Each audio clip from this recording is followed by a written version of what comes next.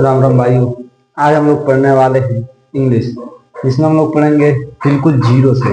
और जीरो से हीरो बनाने की गारंटी मैं आपको देता हूँ। देखते हैं इंग्लिश क्या होता है। इंग्लिश के बारे में सबसे जानने से पहले उसकी बेसिक को जानना बहुत ही जरूरी है, क्योंकि हम लोग एक ही बार में छत पर नहीं पहुंच जाते हैं। पहले सीढ़ियों पर चलना पड़ता है, सीढ़ी पार करेंगे तब हम छत पर आएंगे। वैसे ही इंग्लिश में भी है। अगर हम लोग बेसिक नहीं जानते तो उसके पूरे सेंटेंस को नहीं बोल पाएंगे, उसके मतलब इंग्लिश बोल नहीं पाएंगे, इंग्लिश के बारे में कुछ नहीं जान पाएंगे अगर बेसिक नहीं जानते तो देखते हैं सबसे पहले बेसिक उसके। देखिए, आपको कोई भी सब्जेक्ट अगर अच्छा नहीं लगता तो इसका कारण यह है कि आप उस सब्जेक्ट पर ध्यान नहीं देते। जैसे आपको इंग्लिश अच्छी नहीं लगती, इसका मतलब है कि आप इंग्लिश पर ध्यान ही नहीं देते। इंग्लिश पर अगर आप ध्यान देने लगे तो आपको इंग्लिश 100% आएगी। जिस प्रकार आपको मान लीजिए कोई सब्जेक्ट अच्छा लगता होगा, अच्छा कोई कोई तो सब्जेक्ट अच्छा लगता ही होगा, तो उसका कारण यह है कि आप उस पर ध्यान देते हैं, आप उसको पढ़ते हैं, उसके प्रति आपकी जिज्ञासा है। तो आपको इंग्लिश के प्रति अपनी जिज्ञासा बनानी पड़ेगी, तभी आपको इंग्लिश समझ में आएगी। तो सबसे पहले हम आइए देखते हैं इंग्लिश क्या होता है। सबसे पहले देखते हैं इंग्लिश होता क्या है। तो इंग्लिश एक भाषा है। English is a language. English एक भाषा है। तो भाषा उसे कहते हैं, भाषा मतलब बोलने के तरीका अलग अलग होते हैं। वैसे जैसे मान लीजिए एक उर्दू होता है, संस्कृत होता है, और भी कई भाषा होते हैं अलग अलग। वैसे ही एक प्रकार का यह भी एक भाषा है जो इंटरनेशनल भाषा है, पूरे विश्व में ये चलता है इंग्लिश। तो इंग्लिश आपको जानना इसलिए भी जरूरी है। तो चलिए देखते हैं इंग्लिश आखिर होता क्या है।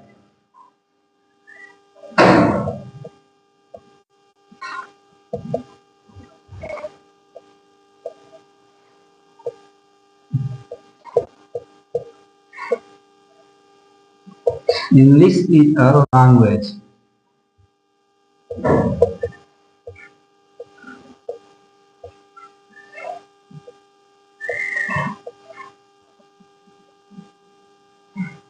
इंग्लिश एक भाषा है। अब इसके अंदर हम लोग इसके बेसिक तो जानना चाहते हैं। सबसे पहले हम इसको देखते हैं कि इसकी शुरुआत कहाँ से होती है। इंग्लिश की शुरुआत होती है एबीसीडी से। एबीसीडी से, बिल्कुल आपको एबीसीडी से आज बताऊंगा। तो देखते हैं एबीसीडी से कैसे। किसी भी सब्जेक्ट को जानने से पहले उसके बेसिक को जानते हैं, उसके बाद उसके मतलब पूरा जानकारी लेते हैं। ठीक है, तो इसके बेसिक में सबसे पहला होता है लेटर। लेटर के समूह से ही वर्ड बनता है, वर्ड के समूह से वाक्य बनता है। तो सबसे पहले हम लेटर जानते हैं। लेटर क्या होता है? ए से जेड तक ये सब लेटर होते हैं। इंग्लिश की शुरुआत होती है लेटर से। लेटर से वर्ड बनता है, और वर्ड से सेंटेंस बनता है। इसे हिंदी में कहते हैं अक्षर। अक्षर से शब्द बनता है, और शब्द से वाक्य बनता है, और वाक्य से पैराग्राफ बनता है। पैराग्राफ से एक पेज बनता है पूरा। वैसे ही इंग्लिश में लेटर होता है। ए से जेड तक सभी लेटर है। लेटर लेटर एक, दो या दो से अधिक लेटर अगर मिला दें जिसका कुछ अर्थ निकले तो वो होता है वर्ड। और वर्ड के समूह को मतलब दो या दो से अधिक वर्ड अगर मिलाएं तो एक सेंटेंस बनता है। सेंटेंस बनता है। तो लेटर के समूह को मतलब दो या दो से अधिक अगर लेटर हो तो वो वर्ड बनता है। तो वर्ड कैसे बनता है? मान लीजिए ए से जेड तक कोई भी लेटर ले लें। तो मान लीजिए हम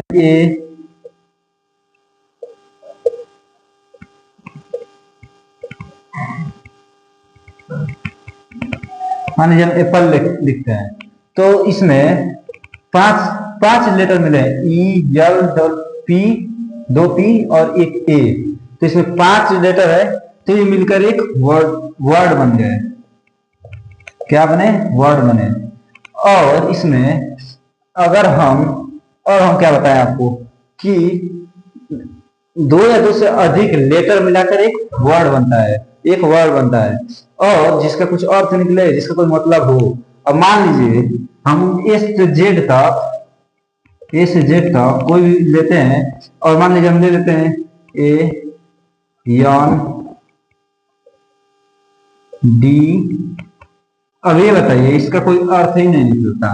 भले ही दो या दो से अधिक है, तीन है, दो से अधिक है ये लेटर, लेकिन फिर भी ये वर्ड नहीं बना, क्योंकि क्योंकि ये इसका कोई अर्थ नहीं निकलता है। जिसका अर्थ निकले वही वर्ड होता है, जिसका सही अर्थ निकले, कुछ ना कुछ अर्थ निकले, और जिसका कुछ अर्थ नहीं निकलता तो ये गलत है। तो ये वर्ड नहीं है, ये वर्ड नहीं है, वर्ड है ये नहीं है। तो जिसका कोई अर्थ निकले वही वर्ड होता है। अब वर्ड को मिलाकर, दो या दो से अधिक वर्ड को मिलाकर एक सेंटेंस बनता है। तो दो या दो से अधिक वर्ड को मिलाकर, तो मान लीजिए ये क्या है, एक वर्ड है, तो हम एक वर्ड इसको ले लेते हैं,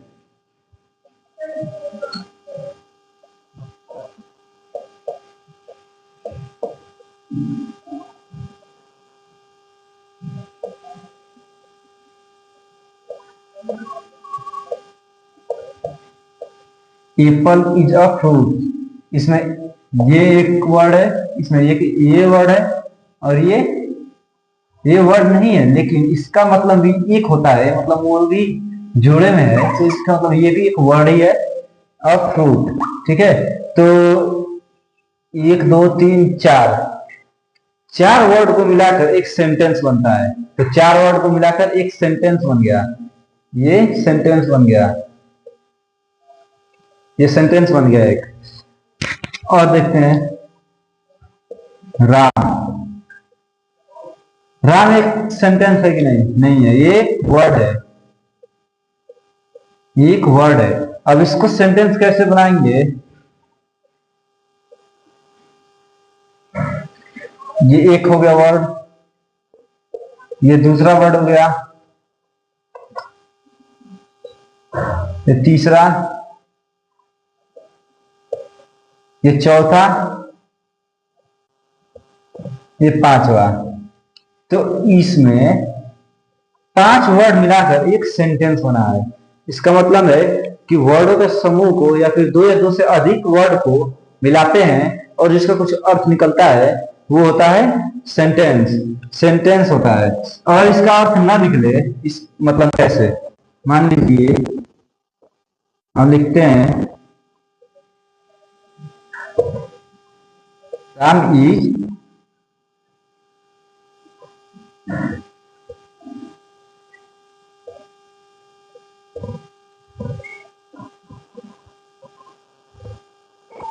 मान लीजिए ऐसे कुछ भी लिख देते हैं, ठीक है, तो ये भी एक एक वर्ड है, लेकिन इसको मिलाकर एक सेंटेंस नहीं बनेगा, क्योंकि इसका कोई अर्थ ही नहीं निकलेगा। राम इज फ्रूट, ये सब मिलाकर कुछ वर्ड, ये तो मतलब समूह हो गया है, दो या दो से अधिक इसमें वर्ड है, लेकिन इसका कोई अर्थ नहीं निकल रहा है। ये तो ये सेंटेंस पूरा गलत है, ये सेंटेंस गलत है, ये नहीं है, तो ये पूरा गलत है। ये सेंटेंस सही है क्योंकि इसका अर्थ निकल रहा है, ये सेंटेंस सही है, ये सेंटेंस रॉन्ग है। तो आपको समझ में आया? मैंने बताया कि दो या दो से अधिक लेटर मिलकर, लेटर किसे कहते हैं? ए से जेड तक जितने भी अक्षर हैं सभी, वो सब लेटर है, ए से जेड तक। अब लेटर, दो या दो से अधिक लेटर को मिलाकर एक वर्ड बना, और दो या दो से अधिक वर्ड मिलाकर एक सेंटेंस बना। अब सेंटेंस और मतलब जिसका कोई अर्थ निकले वही सेंटेंस सही हुआ, और जिसका मतलब दो या दो से अधिक अक्षर मिलाकर जो वर्ड बन रहा है और जिसका कुछ अर्थ निकले, सही अर्थ निकले, तो वो होता है वर्ड। और दो या दो से अधिक वर्ड मिलाकर एक सेंटेंस बने और जिसका कुछ अर्थ निकले और अच्छा मतलब अर्थ निकले बढ़िया सा, तो उसे कहते हैं सेंटेंस। आइए अब देखते हैं सेंटेंस में क्या क्या प्रयोग होता है, सेंटेंस किन किन चीजों से मिलाकर बना होता है। उसके लिए हम निकालते हैं part of speech. Part of speech ये 8 प्रकार के होते हैं। मतलब हम किसी वाक्य में या तो 8 ये पार्ट ऑफ स्पीच प्रयोग होंगे तो एक सेंटेंस बनेगा, या फिर मतलब इसमें से कुछ न कुछ प्रयोग होगा, मतलब इसमें से प्रयोग होगा तभी इनके प्रयोग से ही सेंटेंस बनेगा। तो ये नाउन, प्रोनाउन, तीसरा ऑब्जेक्टिव, एडजेक्टिव, चौथा वर्ब, पांचवा एडवर्ब, छठवां प्रीपोजिशन, सातवां कंजक्शन और आठवां इंटरजेक्शन। अब देखते हैं इसको सेंटेंस में कैसे प्रयोग करते हैं।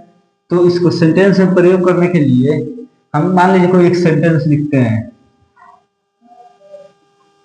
मान लीजिए हम लिखते हैं Ram is playing, Ram is playing, ठीक है। तो इसमें ये सब प्रयोग इसमें से सभी तो नहीं होंगे, इसमें से कुछ प्रयोग होंगे। तो कौन कौन से प्रयोग होंगे? पहला नाउन। नाउन किसे कहते हैं? नाउन किसी पर्सन के नाम या फिर प्लेस का नाम, तो किसी आदमी का नाम या फिर किसी स्थान का नाम, मतलब किसी चीज के नाम को अगर हम दर्शाते हैं तो उसे नाउन कहते हैं। तो नाउन इसमें कौन है? नाम कौन है? ये, तो ये नाउन है, ये नाउन है। और इसमें है प्रोनाउन। प्रोनाउन किसे कहते हैं? अगर हम राम के जगह पर अगर हम उसको लिख दें ही इज प्लेइंग,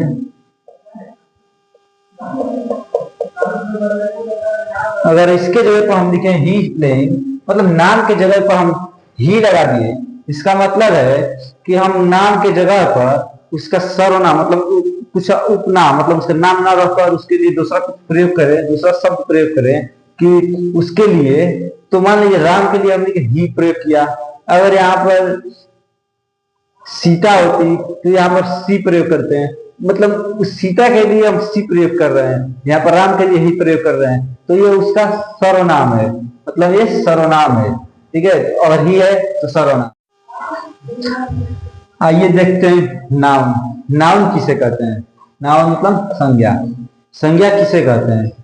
तो किसी पर्सन, प्लेस, किसी व्यक्ति, किसी स्थान या फिर अन्य किसी भी चीज के नामों को हम लोग संज्ञा कहते हैं, नाउन कहते हैं। कि मतलब समझिए कोई नाम आ जाए, नाम मतलब होता है संज्ञा, नाउन। तो इसको सेंटेंस में कैसे प्रयोग करते हैं, कैसे आता है? मान लीजिए लिखा है Ram is a good boy. इसमें नाम क्या है? ये तो नाम नहीं, ये भी नाम नहीं, ये भी नाम नहीं है, ये भी नाम नहीं, नाम ये है राम। तो इसमें नाउन राम है, ठीक है। तो इसमें नाउन राम है। अब देखते हैं प्रोनाउन।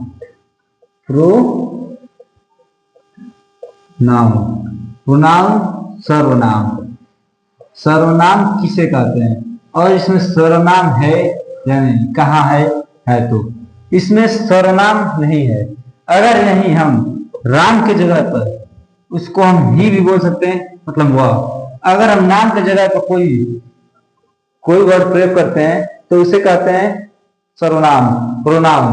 अगर हम राम के जगह पर ही प्रयोग करें तो ये हो जाएगा प्रोनाउन, क्योंकि यह राम की जगह पर किसी व्यक्ति के नाम के जगह पर इसको प्रयोग कर रहे हैं, तो इसे कहते हैं प्रोनाउन।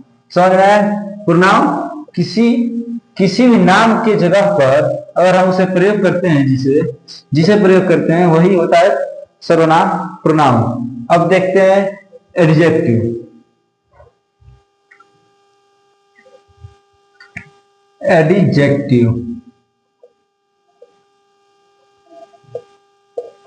एडजेक्टिव क्या होता है और इसमें कहाँ प्रयोग होता है ये देखेंगे। तो इसमें एडजेक्टिव कौन है? तो इसमें एडजेक्टिव है गुड, मतलब विशेषण। एडजेक्टिव मतलब होता है विशेषण। विशेषण मतलब विशेषता, जिस सेंटेंस में विशेषता बताने वाली बात हो, जिसमें विशेषता बताने वाला शब्द हो, वर्ड हो, तो उसमें विशेषता बताने वाला वर्ड गुड है। मतलब राम कैसा लड़का, मतलब ही मतलब वह कैसा लड़का है, तो वो अच्छा लड़का है। अगर यहीं पर हम इसको हटाकर इंटेलिजेंट लिखें तो भी उसकी विशेषता बता रहा है, मतलब वो कैसा है, तो वो इंटेलिजेंट है। वो कैसा है, तो वो अच्छा है, गुड है। और यहीं पर ब्यूटीफुल लिखते हैं, तो ब्यूटीफुल मतलब वो सुंदर है, मतलब उसकी विशेषता बता रहा है कि वो कैसा है। तो जो वाक्य में विशेषता बताने वाली बात होती है उसे कहते हैं, उस शब्द को, इसमें कौन सा शब्द है, विशेषता बताने वाला गुड। और इंटेलिजेंट लिखे तो वो भी होगा ब्यूटीफुल, मतलब इत्यादि और भी बहुत शब्द है जो विशेषता बताते हैं। इसमें लड़के की विशेषता क्या बता रहा है, राम की विशेषता बता रहा है कि वह सुंदर है, ये विशेषज्ञ है, मतलब विशेषण है ये विशेष। और इसमें प्रोनाउन ये है, विशेषण ये है, एडजेक्टिव ये है। आइए देखते हैं वर्ब, क्रिया। क्रिया किसे कहते हैं, तो इसमें ये सेंटेंस क्या है, राम इज प्लेइंग। इसमें क्रिया कौन है, तो ये है नाउन। ये क्या है, नाउन। क्योंकि बताए हैं कि नाम को ही नाउन कहते हैं, तो ये नाउन हो गया। और ये बचा, ये क्या है, यही तो है क्रिया, यही है वर्ब। वर्ब किसे कहते हैं, तो वर्ब किसी भी सेंटेंस में किया जाने वाला कार्य ही वर्ब कहलाता है। मतलब इसमें कार्य जो होता है उसी कार्य को हम वर्ब कहते हैं। इसमें कार्य क्या हो रहा है, कार्य क्रिया, क्रिया क्या हो रही है, तो प्लेइंग। प्लेइंग यहाँ पर क्रिया है, प्लेइंग क्रिया यही वर्ब है। मतलब जो कार्य किया जा रहा होता है सेंटेंस में उसे कहते हैं, उस वर्ड को कहते हैं जो कार्य किया जा रहा है। और कार्य करने के लिए जो मतलब बताया जाता है उसमें सेंटेंस में उसे कहते हैं क्रिया। तो इसमें कार्य हो रहा है प्लेइंग, ये हो गया क्रिया वर्ब।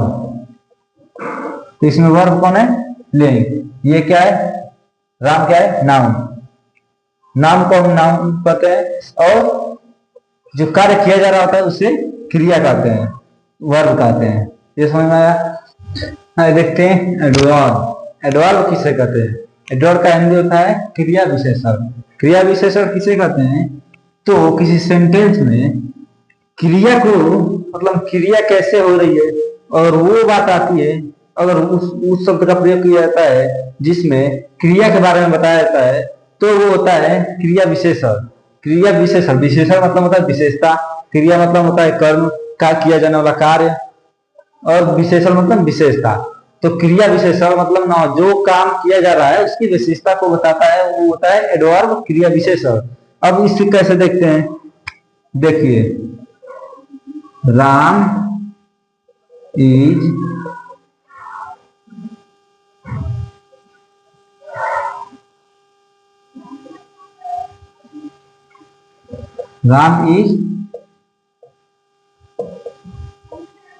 Running fast. इसमें ये क्या है, नाउन है।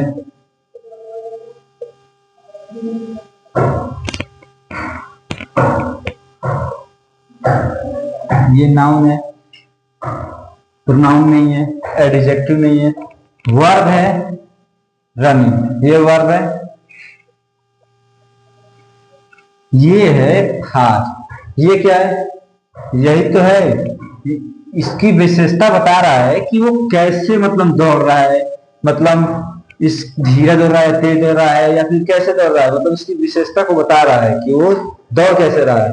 तो इसमें क्रिया विशेषण हो गया फास्ट। फास्ट मतलब वो बता रहा है कि क्रिया कैसे हो रही है, धीरे हो रही है, तेज हो रही है, मतलब उसकी विशेषता को बता रहा है, क्रिया की विशेषता को बता रहा है।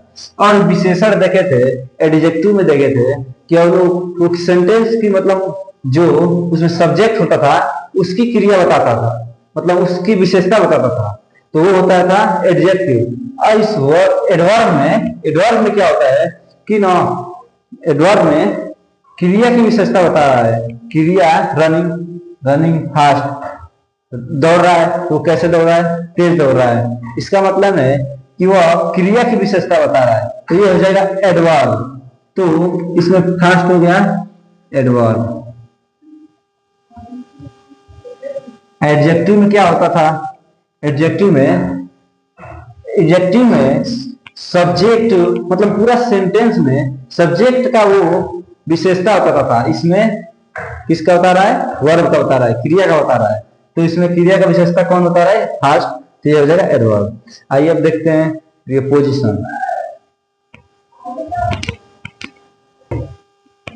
देखते हैं प्रीपोजिशन क्या होता है।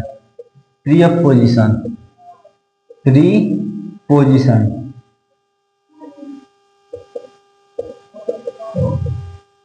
प्रीपोजिशन क्या होता है? प्रीपोजिशन मतलब होता है संबंध सूचक अवयव। संबंध सूचक मतलब इसमें जो संबंध को बताता है, जो संबंध को बताता है, जो संबंध को बताता है वो होता है प्रीपोजिशन। अब इसको सेंटेंस में कैसे प्रयोग किए हैं देखते हैं।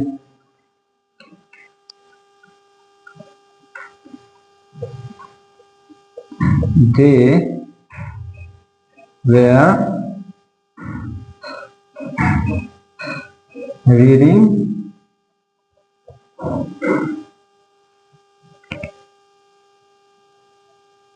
at home। इसमें दे हो गया, ये क्या है? नाम की जगह पर, मतलब लोगों के नाम की जगह पर हम दे प्रयोग किए हैं, तो ये है सर्वनाम, ये है सर्वनाम।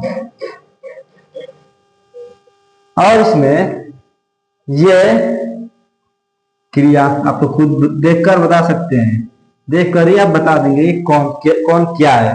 तो इसमें रीडिंग मतलब पढ़ना, ये क्रिया हो रही है, ये है क्रिया, वर्ब है ये है प्रोनाउन। और इसमें एट ही तो है प्रीपोजिशन, एट है प्रीपोजिशन। मतलब संबंध सूचक अवयव, इसका मतलब देख कर ही बता देंगे। संबंध सूचक का मतलब ये होता है कि मतलब उसमें संबंध क्या बता रहा है, मतलब उसको जोड़ रहा है और क्या बता रहा है उसमें, ठीक है। तो इसमें मान लीजिए इसका हम दो चार उदाहरण लेते हैं, जैसे एट, टू, सो,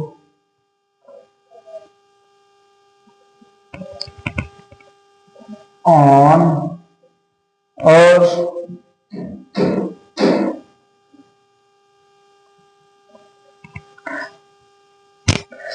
देखिए इतना है, ये सब प्रीपोजिशन है। जिस वाक्य में, जिस सेंटेंस में ये चारों पांचों मतलब और भी हैं, ऐसे ही समझ लीजिए और आते हैं, तो वो होता है एडवर्ब, सॉरी प्रीपोजिशन। प्रीपोजिशन में अगर हम पहचानना हो कि इसमें प्रीपोजिशन कौन है सेंटेंस में, तो हमको देखकर बता देंगे कि जो इसमें संबंध सूचक वाक्य अवयव होता है वो होता है ए, टू, सो, मतलब ऐसे ही है। तो इसमें एक यही है प्रीपोजिशन। अब देखते हैं कंजक्शन, देखते हैं कंजक्शन क्या होता है। तो कंजक्शन क्या होता है?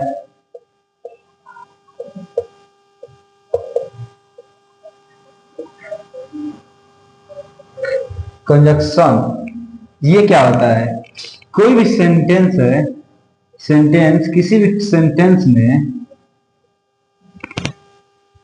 एक सेंटेंस लिखते हैं और उसके आगे अगर हम and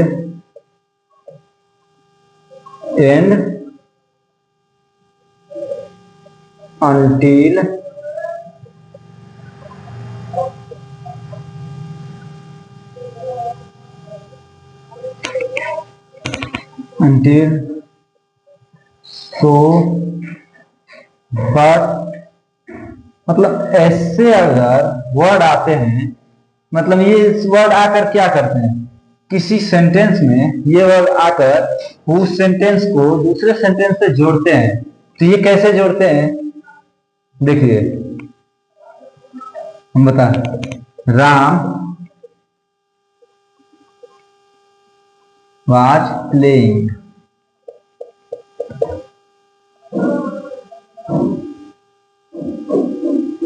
and also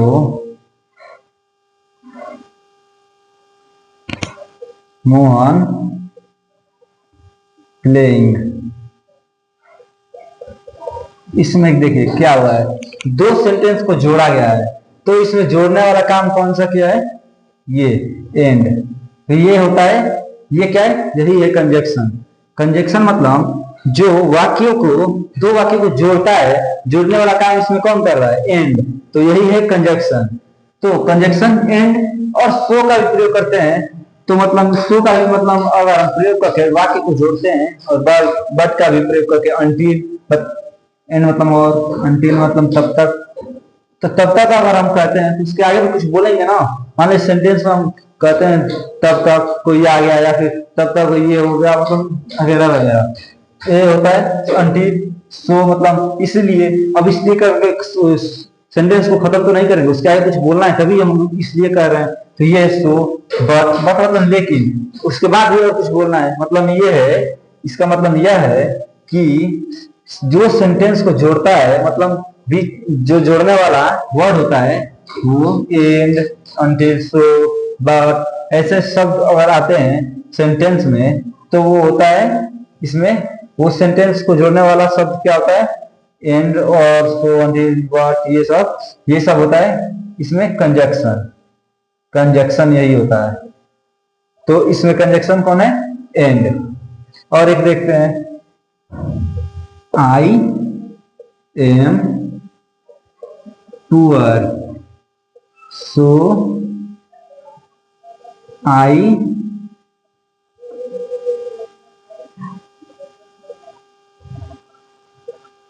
am sad.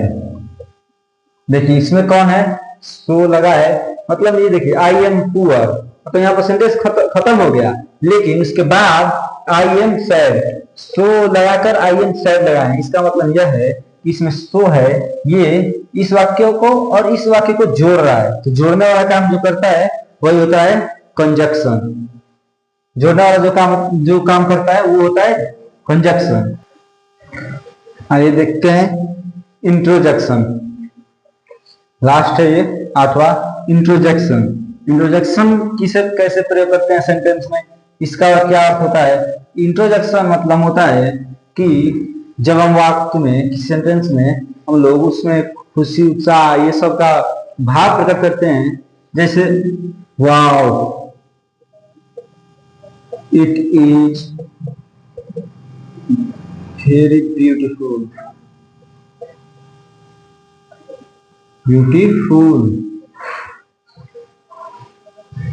तो इसमें ये वाला जो है वाव, मतलब खुशी को प्रकट कर रहा है, खुशी को व्यक्त कर रहा है, यह है इंट्रोजक्शन, यही है इंट्रोजक्शन। तो लास्ट आया था इंट्रोडक्शन। ये सब आपको पता चल गया कि नाउन क्या होता है, प्रोनाउन क्या होता है, एडजेक्टिव क्या होता है, वर्ब क्या होता है, एडवर्ब क्या होता है, प्रीपोजिशन क्या होता है, और इंट्रोडक्शन क्या होता है। ये 8 प्रकार आपने जाना। तो आइए अब इसको सभी को किसी एक सेंटेंस में प्रयोग कर देखते हैं। हमने देखा पार्ट ऑफ स्पीच में कि noun, pronoun, adjective, verb, adverb, preposition, conjunction और इंट्रोडक्शन क्या होते हैं, और उसका प्रयोग सेंटेंस में कहाँ कहाँ हुआ होता है, उसका पहचान क्या होता है। ये हमने देखा कि सेंटेंस में क्या आएगा तो पता चलेगा कि इसमें कौन सा एडजेक्टिव है, कौन वर्ब है, कौन नाउन है, कौन प्रोनाउन है, कौन कंजक्शन है, कौन इंट्रोडक्शन है।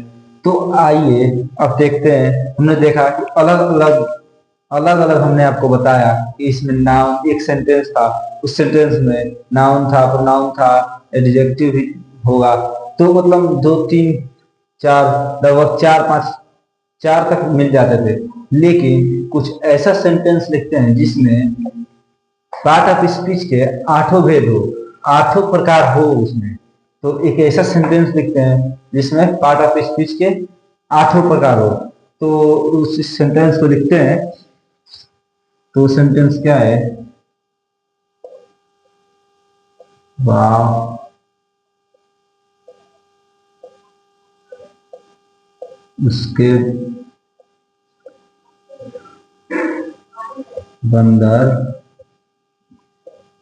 वास्तव में बहुत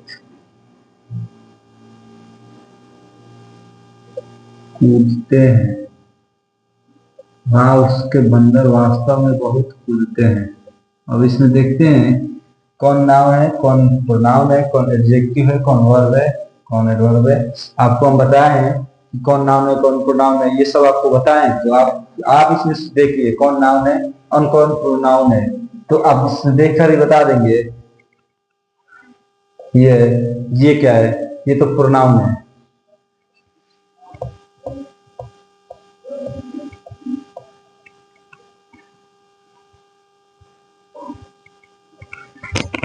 ये प्रोनाउन है।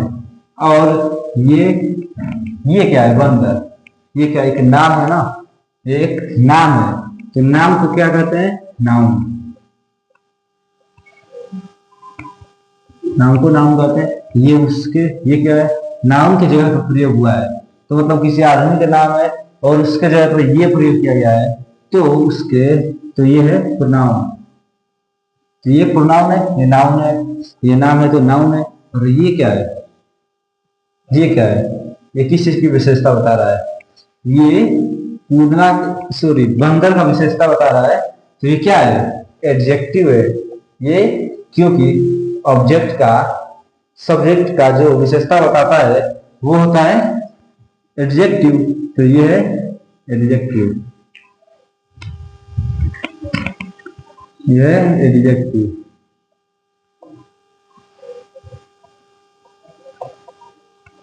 ये क्या है, एडजेक्टिव। ये क्या है,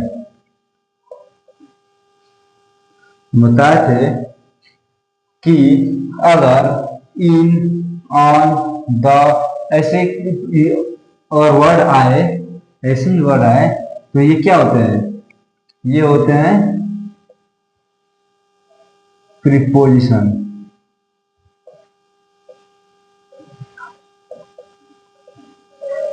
क्या होते हैं, प्रीपोजिशन। और ये क्या है, बहुत बहुत कूदना।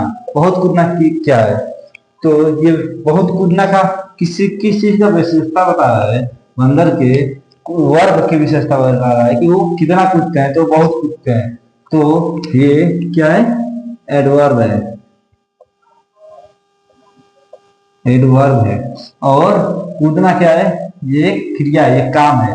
तो ये क्या है, वर्ब को क्या कहते हैं, क्रिया को इंग्लिश में कहते हैं वर्ब, ये वर्ब है।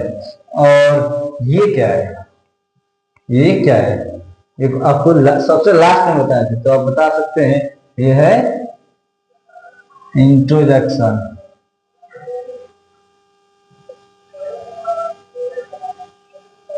ये इंट्रोडक्शन। तो आपने देखा कि एक ही सेंटेंस में ये 8 प्रयोग हो गए, ये 8 पार्ट ऑफ स्पीच प्रयोग हो गए। तो ये क्या था, इंट्रोडक्शन, ये क्या था, प्रोनाउन, ये नाउन, और ये एडजेक्टिव, ये प्रीपोजिशन, ये एडवर्ब, और ये क्या है, उतना वर्ब। और बस यही समाप्त हुआ। तो इस 8 इसमें प्रयोग देख लिए, इसमें एक ही सेंटेंस में इन 8 का प्रयोग हमने देखा। तो आपको उम्मीद करता हूँ आपको ये वीडियो अच्छी लगी होगी और पार्ट ऑफ स्पीच अच्छे से समझ में आया होगा। अगर आपको उसमें कुछ भी समझ में नहीं आया हो, कोई भी टॉपिक, तो आप कमेंट करना, मैं तुरंत रिप्लाई दूंगा।